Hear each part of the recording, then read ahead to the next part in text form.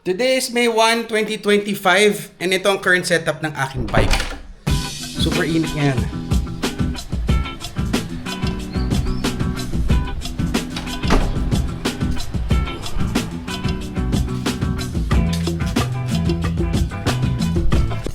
So ayan siya. Nabenta ko yung Speed 1 ko. Ayan yung video ko nung huli. So nakita niyo rin to sa video, kaya lang nung time na yun, hindi ko to na video. So ito yung video para sa bago kong setup ng bike since wala na yung Speed 1 ko. So this is the Commencal Meta HT AM para I believe 2022 model to. Full internal siya. On papers, ang geometry niya is for enduro trail and all mountain. So kaya siya HT, it's hardtail all mountain bike. Okay. So i-bike check na natin siya. So my frame is the Commencal Meta HT AM hardtail 27.5. Though may option siya maging mallet. Pwede kong lagyan ng 29 yung harap nang hindi magpapalit ng geometry as per Commencal. Okay, start tayo sa cockpit. Handlebar ko, ang gamit ko is the rental fat bar light. Ito yung bago nilang, I think, bago nilang model. Aluminum siya pero mas magaang siya dun sa una-una. Stem is rental also. 31.8 clamping, 33 yung travel niya. Ang gamit kong headset is CTTO pero ang top cap na nilagay ko is Hope. Brakes, ang gamit kong brakes is the Magura Trail Sport. Okay, this brake hydraulic siya. The thing is, yung front niya is quad piston and the rear is yung dual piston lang siya. So sa akin perfect siya. Yung levers ko, nilagyan ko siya ng tawag nila dito is the Magura Shift Mix para naka-integrate yung dropper lever para sa dropper post ko para malinis din siyang tingnan tulad nung dati kong setup na Shimano. Sa kabila wala pa. Though may abang to for the shifter just in case kailangan ko siyang gamitin. Dropper lever ko is Hope also. Ito pa. Yan. Bar grips ko is ano lang to, generic bar grips to from Shopee ata to Lazada. Pang BMX. Mas ewan ko, mas trip ko yung ganito eh. Medyo mas mahaba siya sa normal bar grips eh. Okay, the fork. Ang gamit kong fork dito sa kabila.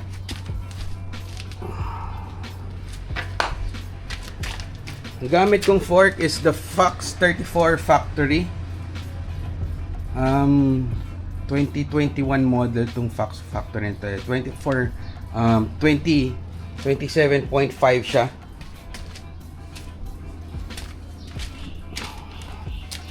Yan siya.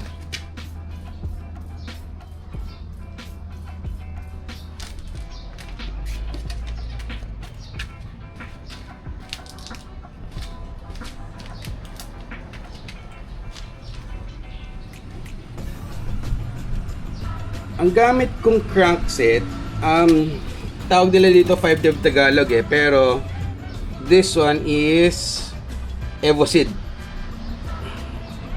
Evosid siya, 165mm yung length niya. Ang gamit kong chainring is Stone, yung brand. 32 teeth, 3mm offset. Ang wheel set ko, ay since hindi na tayo. Ang seat post clamp is Hope also. Dropper post ko is Exaform. This is 125 travel siya. Saddle ko is Title. Model niya is Ayan, kita ba? JS1 title saddle. Ang wheelset ko, ang gamit ko sa front is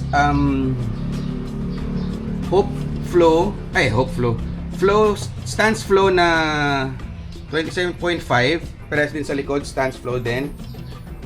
Pero ang hub ko sa harap is cruiser. Sa rear ko is Novatec. Parehas silang boost, parehas through axle. Pinalitan ko lang yung harap para lang maiba. Rotors na gamit ko is Shimano Centerline. Yung front is 180 and the rear is 160 mm. Pedals is Rock Bros. Nylon pedals lang gamit ko for now. Pero iniisip ko rin magpalit ng pedals anytime soon. Okay, ano pa ba? Okay. Sa current setup ko, as you can see, naka 1x setup ako. Natuwa ako dun sa setup ng Speed 1 eh.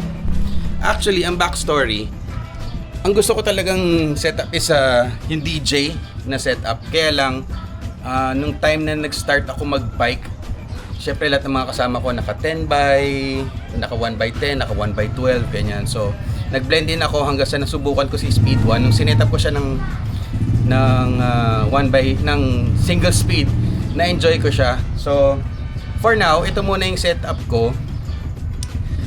Since mas ginagamit ko siya sa commute, so ginagamit ko pa rin siya pag bike papuntang office, at least once a week nagagamit ko siya.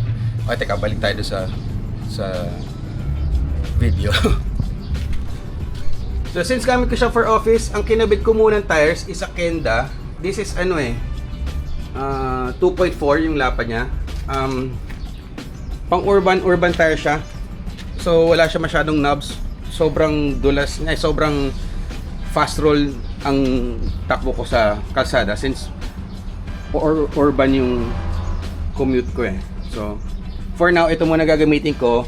If ever makabuo ako ng isa pang bike na dedicated for road din, ibabalik ko na yung yung knobby tires ko, yung Schwalbe na Nobinik. Pero for now, ito munang gagamitin kong tires. Pero doon sa single speed, parang gusto ko na siyang i-retain dito sa bike ko. Parang I don't know, not anytime soon siguro na ibabalik ko yung setup na actually meron akong 1x12 dyan na naka-ready na Shimano SLX. Pero I think mag-stick muna ako dito sa single speed. So ito yung single speed ko. Ang cogs ko is 16 teeth. So that's 32/16 yung gamit kong ratio. Ang tensioner kong gamit is a reverse collab na nakuha ko. Wait lang, may nangangampanya.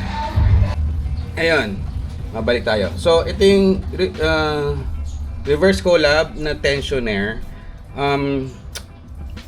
Nakakakabit ko lang nito, hindi ko pa actually siya nasusubukan. So hopefully maganda yung maging performance. Pero I'm sure maganda tong performance na itong tensioner na to. So yun lang. Yan ang aking current setup ngayon. Nagbabalak akong magbuo ng isang gravel bike. Meron pa ako isang frame dito eh. Though ganun ulit from scratch, pero eventually siguro pag nabuo ko siya, hindi yung dahan-dahan lang, na para lang din ma-enjoy ko siya. So yun, ito yung setup ng MTB ko. Gawin ko lang siya ng B-roll.